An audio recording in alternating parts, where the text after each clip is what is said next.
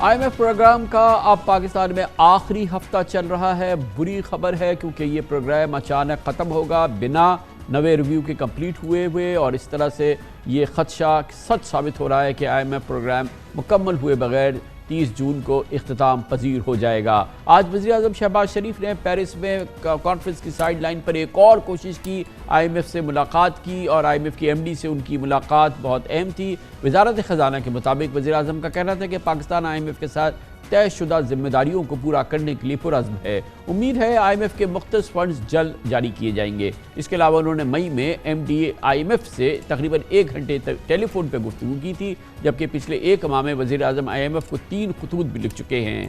گزشتہ روز وزیر خزانہ اسحاق ڈار نے امریکی سفیر ڈونلڈ بلوم سے ایک اور ملاقات کی اور IMF سے قرض بحالی پروگرام پر کردار ادا کرنے کو کہا, مگر یہ تمام کاوشیں ابھی تک بے نتیجہ ثابت ہوئی ہیں.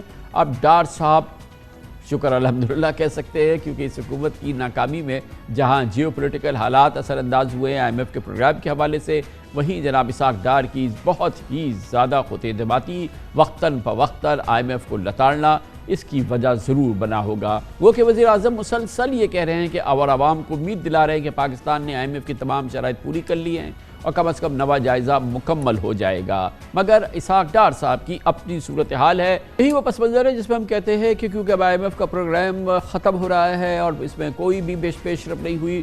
ڈار صاحب اس پس منظر میں جو بھی آپ کے سامنے رکھا شکر الحمدللہ کہہ سکتے ہیں, مگر صورتحال یہ ہے کہ آئندہ مالی سال پاکستان کو $25 ارب کے بیرونی قرضوں کی ادائیگی کرنی ہے جو IMF پروگرام کے بغیر حاصل نہیں ہو سکتی تھی. گویا اس میں کوئی شک نہیں کہ IMF کی آشیرواد کے بغیر پاکستان کے لیے ڈیفالٹ سے بچنا ممکن نہیں ہوگا. صرف جولائی اور دسمبر کے دوران پاکستان کو قرض کی ادائیگی کے لیے $4.7 ارب درکار ہوں گے, جبکہ اس وقت اسٹیٹ بینک کے زر مبادلہ کے ذخائر $3.5 ارب ہیں. یقینی طور پر اس وقت وزیر خزانہ اسحاق ڈار صاحب شدید دباؤ میں ہے اور اس کی جھلک بار بار نظر آتی ہے, اور آج ایک جھلک ہے جو پورے پاکستان کے سوشل میڈیا پہ وائرل ہو گئی ہے. اسحاق ڈار صاحب یقیناً بہت زیادہ برہم ہے اور بہت زیادہ پریشان ہے یا بہت زیادہ فرسٹریٹڈ ہے. افسوسناک مناظر. اس موضوع پہ مزید بات کرتے ہیں. ممتاز صحافی, معاشی امور سینئر صحافی ہیں مہتاب حیدر صاحب ہمارے ساتھ موجود ہے. بہت بہت شکریہ مہتاب حیدر صاحب. یہ بتائیے گا, آخری بھرپور فیصلہ کن کوشش کی آج وزیر اعظم نے IMF کی MD سے 1 گھنٹہ ملاقات کی پیرس میں. کچھ ہمارے پاس فیڈ بیک ہے کہ اس سے کوئی بریک تھرو ہوا ہے, کوئی فائدہ ہوا ہے, کوئی ڈیولپمنٹ ہوئی ہے؟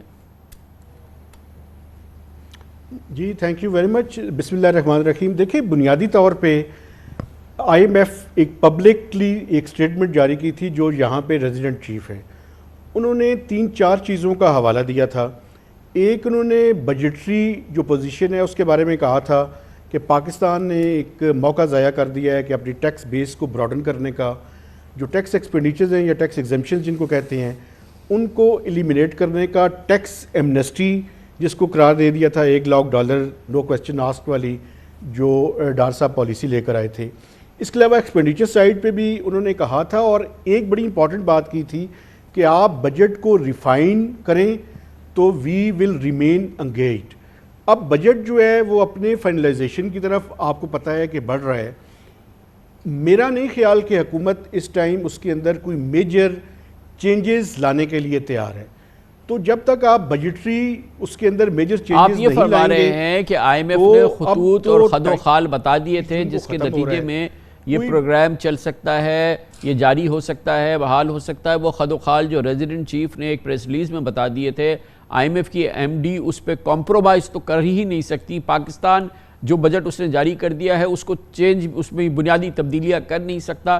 اس لیے یہ پروگرام اگلے 4-5-6-7 دن کے اندر بس اختتام پذیر ہو جائے گا, اور یہ پھر ایک پاکستان کے لیے ایک مشکل بات ہوگی. جی بالکل آپ ٹھیک کہہ رہے ہیں, چونکہ اس کی وجہ یہ ہے کہ جب یہ بجٹ کا ہم فائنل کر لیں گے اور پارلیمنٹ اس کو اپروو کر دے گا تو اس کے بعد آپ کو پتہ ہے کہ 30 جون کو تو ویسے ہی اس پروگرام کا پیریڈ ختم ہو رہا ہے.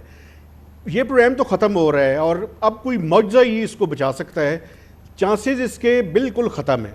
لیکن ایشو یہ ہے سر کہ اگلے مالی سال کے پہلے 4 سے 5 ماہ کے دوران جو ہم نے ڈیٹ ری پیمنٹس کرنی ہیں وہ برج فائنینسنگ کہاں سے آئے گی؟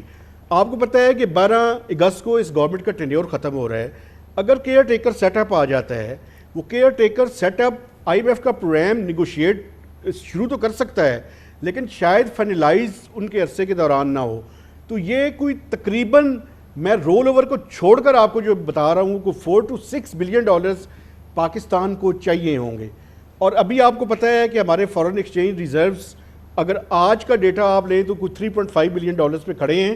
اس میں 300 ملین ڈالرز جو چائنیز نے ری فائنینس کر دیے ہیں وہ ڈیٹا شامل نہیں ہے, وہ اگلے جو اس کا ریلیز کرے گا اسٹیٹ بینک اس میں آ جائیں گے. تو تقریباً 4 بلین ڈالرز پہ ہم تقریباً 4 بلین ڈالرز پہ کھڑے ہوں گے. ہماری ری پیمنٹس کی ریکوائرمنٹس زیادہ ہیں. یہ برج فائنینسنگ کہاں سے ہوگی؟